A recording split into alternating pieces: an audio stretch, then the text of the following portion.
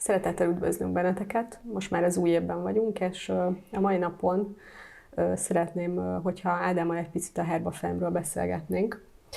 Én, mint természetgyógyász, nagyon-nagyon sok szert kipróbáltam, és megmondom őszintén, hogy nagyon nehéz volt a piacon olyat találni, ami ennyire széles spektrumban volt alkalmas különböző típusú tüneteknek az enyhítésére.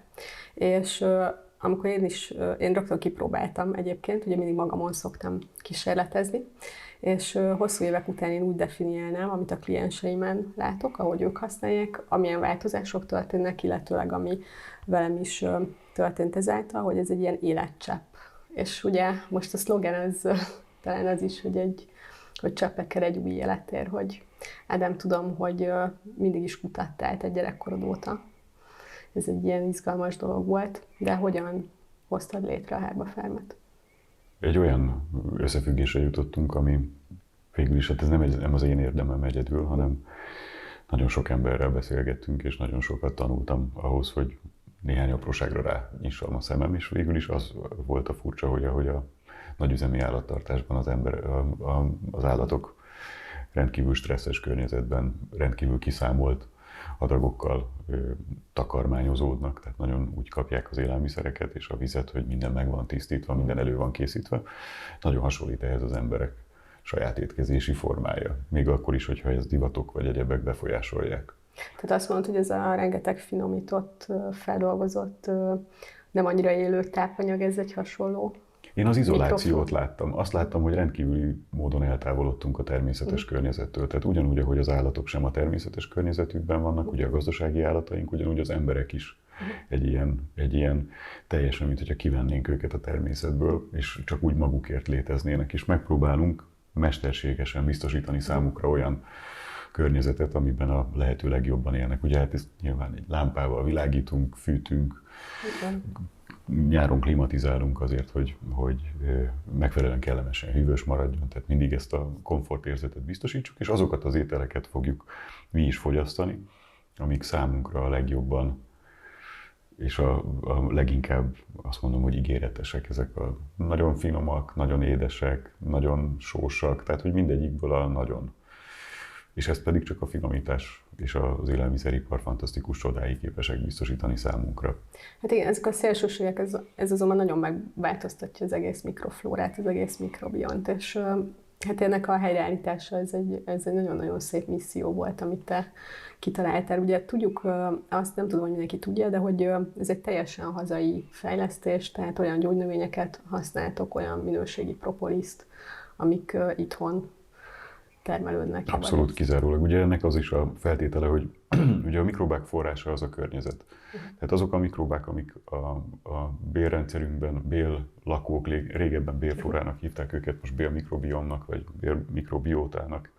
Ezeknek a forrása ez általában nem a patikából származott. Tehát semmelyik ősünk nem szaladt le a sarki fűszereshez egy adag probiotikus készítményért, hanem ez a mikrobiom ez abból adódik össze, amit a táplálékkal együtt beviszünk.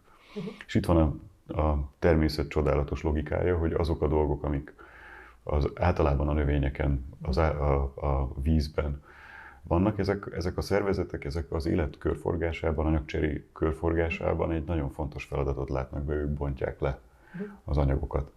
És ahogy az ételt, táplálékot bevesszük a szánkba, akkor egy csomó alkatrészéhez mi is hozzá tudunk férni. Tehát a fehérjéket, a cukrokat, a zsírokat az emberi szervezet kiválóan tudja bontani, hiszen ez adja a legfontosabb energia hordozót, ami életben tart minket. De az apró dolgokat, tehát az, ami különleges egy almán, különleges egy salátán, különleges egy retken, azokat az éppen adott növényen lévő mikróbák fogják a lehető leghatékonyabban bontani. És mi ezt kihasználjuk, ez a szimbiózis, az, amikor a retekkel együtt beviszem azt a mikróbát a szervezetembe, ami a retek lebontására képes. Hát egy picit a mikrobiont, hogyha számszerűsítenéd, hogy ez egy mekkora nagy szám. Ez egy nagy szám. Tudom. Most az egész tudományos világ ebben foglalkozik. Volumenét tekintve ugye az emberi sejteket többszörösen meghaladja a mennyisége. Hogyha kiéheztetett embereket nézünk, már úgy értve, hogy akinek teljesen üres a bele, akkor nagyjából a testi sejtjeinek a 3-szorosa az a mikroflóra, mikrobiom, mikrofauna, ami benne van, de hogyha valaki jól van lakva, és mondjuk egy ilyen átlagosan 1,5-2 kilós béltartalommal rendelkezik, akkor ez akár a 10-szerese is lehet mennyiségileg, hiszen tudjuk, a béltartalom az, főleg a vastagbélben lévő rész, az kifejezetten nagy mennyiségben, nagy koncentrációban, tehát milliárdos koncentrációban tartalmaz grammonként mikróbákat, életközösségeket. Ez maga egy ilyen univerzum, nem? Hát ez inkább mint egy életközösség, úgy kéne elképzelni. Univerzum a maga nemében tökéletes a megfogalmazás, csak ugye amilyen létfeltételeket hozunk létre, ugye ahogy tartjuk mi őket, ők azt szerint fognak fejlődni. Nagyjából olyan, mint bárkinek a kertje vagy udvara. Tehát attól függően, hogy vetek bele babot vagy nem, attól függően lesz benne bab. De ha nem kezelem, hogyha nincsenek meg az öntözési ciklusok, nincs meg a nap nem sütne rá, mert egy árnyékos helyre raknám, akkor hiába vetettem bele babot, nem fog vele semmi történni, és ugyanez igaz a bélflórára is. Tehát bármi, amit beteszünk a táplálékkal, csak akkor tud kifejlődni, hogyha a környezeti feltételek egységesen javulnak. Ugye a mikrobiológusok azt látták, hogy a mikróbák egymáshoz is nagyon ragaszkodnak. Nagyjából hasonló az ő szimbiózisuk, ilyen életközösségük, mint ahogy egy tölgyerdő vagy egy fenyőerdő megkülönböztethető élőhelyet biztosít, különböző állatok, különböző növények vannak.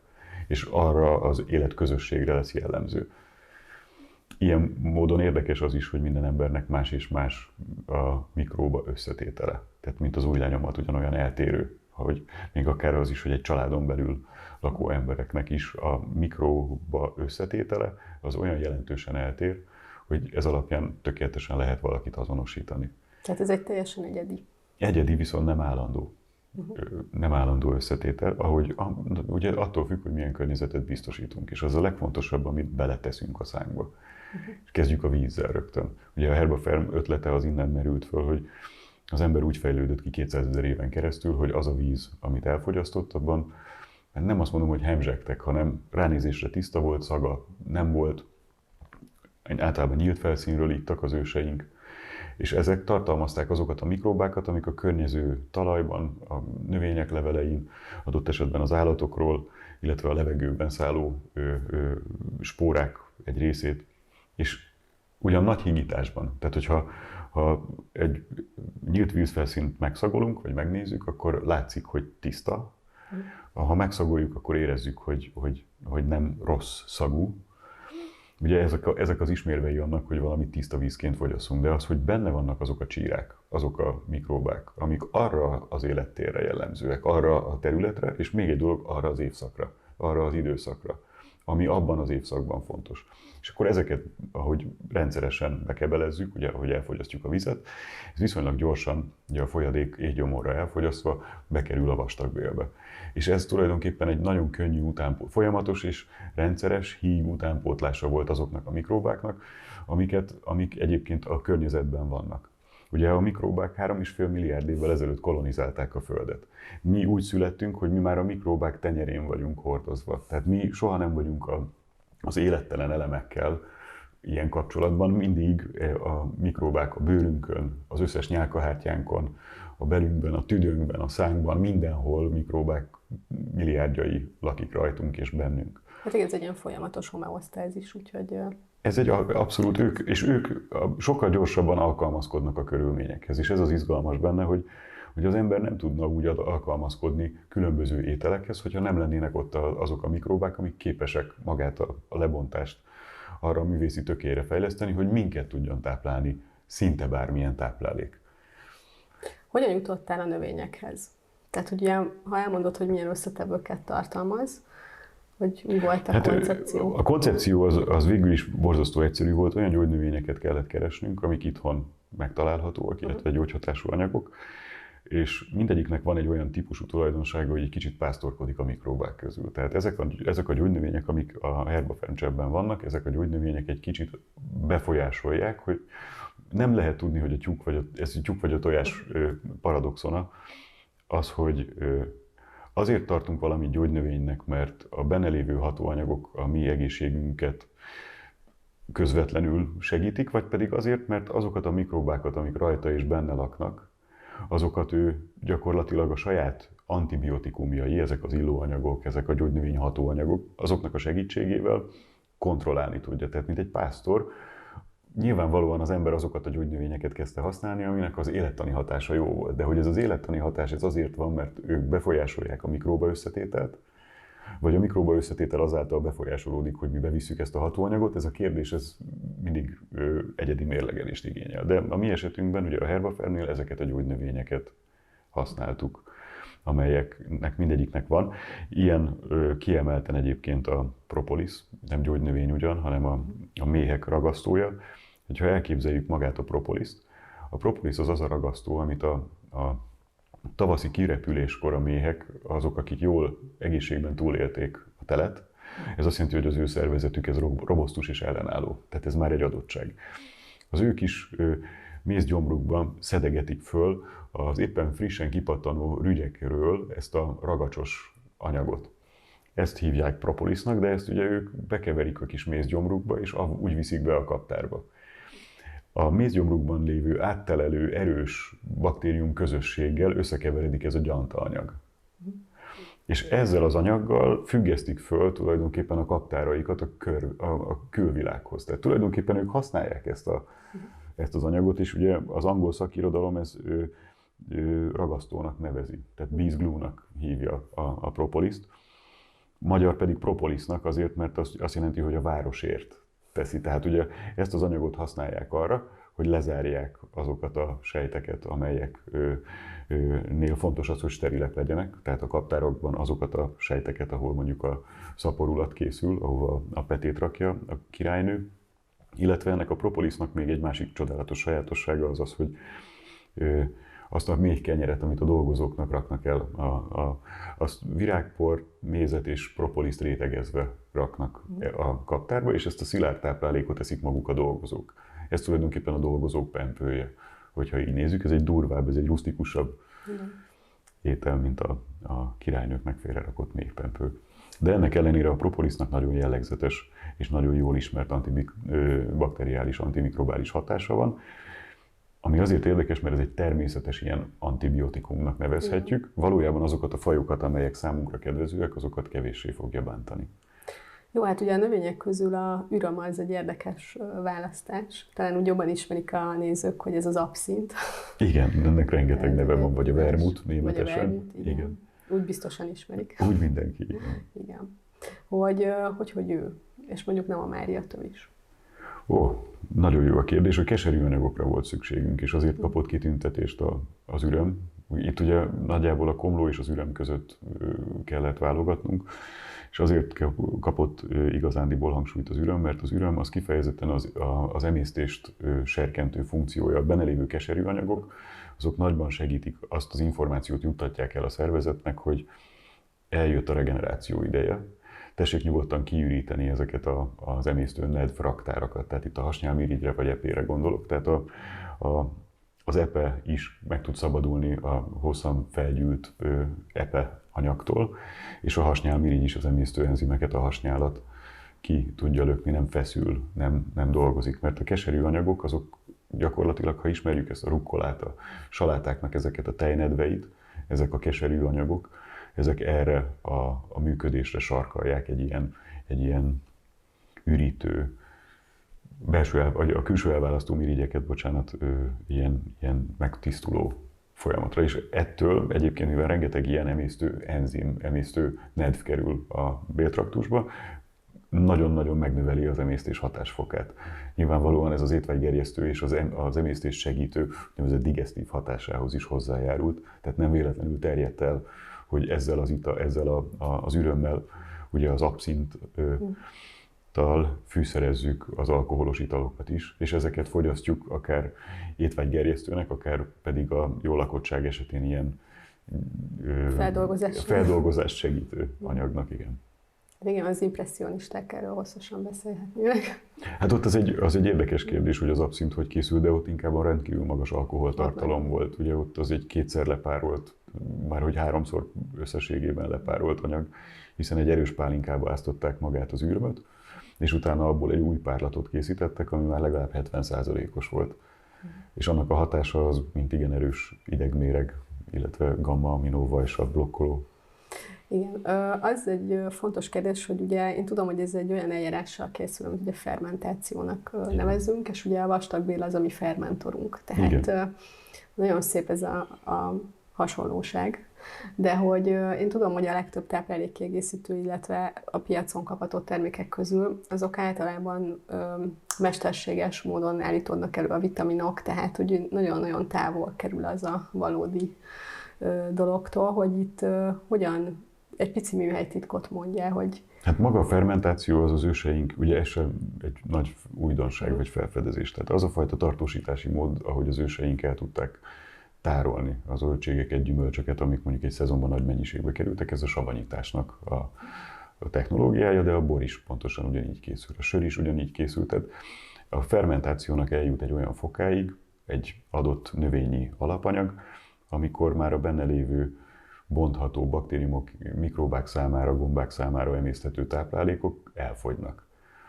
És ennek a táplálékok ezeknek az elmúlásával kialakul egy egyensúlyi populáció, egy egyensúlyi rendszer, amiben a savak, a különböző ilyen anyagcsere termékek, hogy ezek antibiotikumok vagy nem, ez most kár lenne feszegetni, de ezek egy ilyen állandó értékre jönnek, és így mondjuk a káposztát azt nagyon sokáig el lehet tárolni, és mindenhol, ahol van káposzta, ahol megterem, ott a megfelelő káposzta savanyítási technikák is elterjedtek. És még egy dolog, ami nagyon fontos a fermentációnál, a fermentáció során a mikróbák rengeteg olyan, azt mondanám, hogy ellentápanyag. Most a szakirodalom antinutriensnek hívja ezeket, a lektineket, vagy a fitinsavakról mindenki hallott. A fermentáció során a mikróbák, és főleg itt a Lactobacillus törzs, ugye azok a tejsavas erjesztők, amik a növényeken általában megtalálhatók, és így a mi gyógynövényeinken is. Ezek a törzsek, ezek nagyon ügyesen és nagyon hatékonyan le tudják bontani ezeket az anyagokat. Tehát ha van is ilyen tartalma a kiinduló anyagnak, akkor magának a fermentációnak az anyagcsere útjai során szépen a mikróbák lebontják azokat a részeket, amik akadályozzák vagy zavarják azt, hogy fel tudjuk szívni a tápanyagokat, vagy meg tudjuk emészteni, vagy hozzáférjünk a hatóanyagokhoz. Tehát így azt tudom mondani, hogy a fermentáció két dolgot csinál, egy tartósítási műveletet, és a benne lévő hatóanyagoknak egy átdolgozását, feltárását. Ez különösen azért jó, mert az allergiások rendszeresen szokták kérdezni, hogy akkor ők szedhetik-e, és hát ott mindig egy ilyen hozzászokás szokták, mondjuk letesztelem eleve, csinálunk egy bőrtesztet például, vagy csak egyszerűen megnézzük, hogy az ő szervezetével ez mennyire tud koherensen együttműködni, és nem okoz valóban tüneteket. Hát ez azért van, mert azok az anyagok, amik az allergiás reakciókat kiváltják, azok általában izgalmas módon ezek ilyen fehérje-cukor komplexek. Ezek úgy néznek ki, hogy mondjuk egy fehérje korbácsot képzeljünk el, ami úszkál a sejtmembránban. És a tetején pedig, mint a névtáblák, lógnak mindenféle cukorképletek. Hát ez a baktériumok számára kiváló tápanyag. Nagyon szeretik, igen. És ezeket ők el is fogyasztják. Tehát maga a metabolizmus az meg is eszi, hiszen mindig jön ugye azt is tudni kell, hogy a fermentáció az nem úgy néz ki, hogy fogok egy típusú élesztőt, a herbafemcseppek esetében végképp nem, és azzal beoltom, és akkor mondjuk sörélesztő fogja lebontani, és az aljára leül az élesztő, vagy fölúszik a tetejére, teljesen mindegy, olyan típust választok, mert akkor az egy típusú erjesztés. Itt a vadélesztőknek az izgalmas kérdése az, hogy először elindulnak a rajta lévő mindenki, aki képes elszaporodni a nedves közegben, ahogy ugye magát az ázatot csináljuk, és akkor szépen, ahogy a tápanyagok összessége változik, úgy változik a populáció is. És ezt meg lehet figyelni adott esetben egy savanyú káposztánál is, hogy minden baktérium el fog szaporodni, meg gomba, aminek éppen lehetősége van. Majd utána, amikor ők fölölték a könnyen hozzáférhető tápanyagokat, jönnek azok a rostbontók, egyebek, amik meglágyítják a káposzta szöveteit, és ettől számunkra is hasznosabbá teszik. Az ő anyagcsere termékei után pedig jönnek azok, akik az ő anyagcsere termékeit képesek használni. Egész addig, amíg a tejsav baktériumok olyan mennyiségű tejsavat nem termelnek, ami már tartósítja az egész rendszert, mert több baktériumnak nekik is leáldozik, hiszen elfogy a tápanyag, de az anyagcsere termékük a tejsav, az elsavanyítja magát az adott káposztát, és már a penészek, egyéb patogének már nem találnak rajta fogást. Ezért tartós. És a csipkebogyó? A csipkebogyó az érdekes. A csipkehús. A csipkehús, így van. Hát az egyik, ugye a természetünk patikájából az egyik legizgalmasabb, rendkívül összetett tápanyagtartalmú gyógynövényünk. Rengeteg vitamin van benne, rengeteg szerves sav, rengeteg cukor, illetve a cukorformáknak mindenféle fajtája. Azt mondanám, hogy inkább egy ilyen prebiotikus tulajdonságai miatt került bele a receptúrába, és hát mondjuk ez titok, de akkor most elmondom mindenkinek, hogy tulajdonképpen a mikróbák eszik. Ezt akartam kipiszkálni, hogy tulajdonképpen ővel eltetted őket. Így van, így van, így van. Tehát a tápanyag forrásuk az ilyen nagyon természetes és nagyon összetett anyag. Ugye ez nem olcsó, hát viszont nem szeretnénk azt, hogy abban nagyon sokan jeleskednek, hogy hogyan lehet mondjuk tejcukorból vagy finomított cukorból egy beállított tökéletes agarral, hogy lehet egyfajta törzset felszaporítani. Nekünk nem az a célunk, nekünk az a célunk, hogy a teljes ökoszisztémát próbáljuk meg megtartani. Tehát mi nem búzamezőket ültetünk a herbaferm cseppekbe, hanem tulajdonképpen tölgyerdőket hozunk létre. Ez a különbség. És a tölgyerdőben bizony több száz faj él. A búzamezőn pedig az a kívánatos, hogyha csak az az egy, amit vetőmagként beleraktunk. Ugye ez a jelentős különbség igazándiból. Jó, ugye úgy szokott lenni a hozzászoktatás, hogy először 5 cseppet szednek, aztán ugye reggel és este mondjuk 2x10 cseppet, és valóban nagyon szépen élővé teszi egyébként a vizet is. Tehát ma, amikor már így a klóros vizek birodalmában élünk, azért ez sem mindegy, mert ugye vannak ilyen ajánlásaink természetgyógyászként, hogy akkor napi 2 liter vizet igyon meg mindenki. Hát ez most, hogyha ásványvíz és csapvíz, az akkor is egy óriási mennyiség, ami szintén a mikrobionnak azért egy nagyon nagy kihívás. Te hogy gondolod ezt? Hát úgy, hogy én úgy gondolom, hogy hazánkban nagyon jók a csapvizek. Tehát azért ezt hozzá kell tenni. Azért, hogy biztonságosak legyenek, tehát nagyon nagy távolságra el tudjon utazni egy csapvíz, ezért beleraknak fertőtlenítő anyagot. Mondjuk mi esetünkben klórvegyületekről beszélhetünk, ez a legáltalánosabb. És talán az egyik legjobban elfogadott vegyületforma a víztisztításban. Az a szerencse vele, hogy a klór az kipárolog. Tehát, hogyha azt tanácsolod valakinek, hogy 2 liter vizet igyon, akkor annyit kell kérni, hogy előző este eressze ki egy kancsóba, mint ahogy ezt a nagyszüleinknél láthattuk, hogy az asztalon áll egy kancsóvíz. És milyen jó, hogyha még kiteszi a napra is, és akkor egészen lúgos lesz. Az érdekes. Megváltozik. Egyensúlyi állapotba kerül, ugye egyrészt a nap is energetizálja a lugosságát, azt biztosan sokféle folyamat befolyásolja ebben az esetben, de azért azt a fajta vizet kell előnyben részesíteni, ami a lehető legtermészetesebb, tehát legközelebb van a természethez, és ezek általában nem a palackozott formák. Hát igen. Ádám, van most egy új terméketek, igen. A Prefer kapszula, hogy egy picit mondjuk el, hogy ezt mikor szedjük együtt a cseppekkel, és egyáltalán mennyit, ugye 2x1, ugye ez a javasolt mennyiség. Igen, és mi került még ebbe bele? Miben hát az, hogy miért is kellett kijöjjünk ebben a termékkel. Ugye ez egy nagyon fontos dolog, hogy a herbaferm cseppek hatását az teljesen egyedi, mert mindenkinek az emésztése, ahogy mondtam, mint egy új lenyomat eltér egymástól. Ennek az eltérésnek az is a jelentősége, hogy bármit eszünk, bármilyen betegséget vagy egyebet érzünk, akkor az más és más szinten fog az emésztőrendszerünkben megjelenni vagy manifestálódni. Hogyha a herbaferm cseppeket elkezdjük rendszeresen fogyasztani, akkor az a változásokat akár 3 nap alatt, de lehet, hogy valakinél csak 3 hónap alatt tudta hozni. És orvosok kezébe adtuk a herbaferm cseppet, és ők azt tapasztalták, megkértük őket, hogy effektív teszteljék olyan klienseken, akiknek emésztőszervi problémáik vannak, és azt mondták, hogy gyakorlatilag nagyon nehéz eldönteni, hogy 3 nap alatt fog hatni, vagy 3 hónap alatt. És ennek a fogyasztásnak a fenntartása, ez külön türelmet és odafigyelést igényel, hiszen ez nem olyan, mint egy fejfájdás csillapító, hogy beveszem és 20 perc múlva érzem, vagy egy fél óra múlva érzem a hatását, hanem ezt rendszeresen kell szedni, mert ilyen nagyon apró, nagyon természetes módon próbálom kiigazítani a mikrobiom hibáit.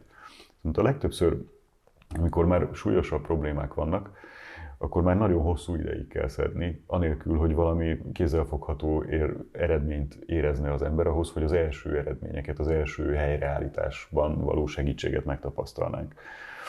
És ennek az egyik oka az, hogy amikor felborul a bélflóra egyensúlya, akkor ez az úgynevezett áteresztő bélszindrómával szembesülünk. Tehát olyan mennyiségű nyitott pozíció van a belekben, ahol nem csak a tápanyagok tudnak bekerülni a rendszerbe, hanem baktériumok vagy baktérium töredékek is. És ebben az állapotban a szervezet már nem működik optimálisan. Megpróbál lehetőség szerint gyorsan, vagy a saját módja teljesen passzívan hozzáállni a tápanyagokhoz. Élelmiszerallergiák, hasmenések, puffadások, zavarok, és ez nagyon általános, tehát sokkal általánosabb, mint ezt feltételeztük. Ebben vagyok. Igen, és ennek a szakirodalomban megtaláltuk azt, hogy a humuszanyagok, a huminsavak, fulvosavak, amikben Magyarország nagyon gazdag. De ezeknek a jelenléte, ez egy kulcsinger a bélfal kissejtjei számára. És vannak olyan tanulmányok, igaz, hogy az amerikai szakirodalomban, ahol lignin kivonatokkal próbálkoznak, ugye a ligninből is ugyanezeket a humuszanyagokat veszik elő.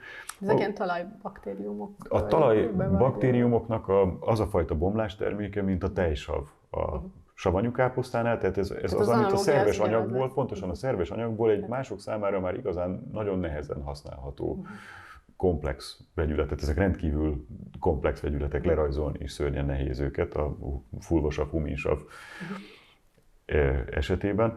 Az az érdekes, hogy komplex ugyan, de nagyon jellegzetes.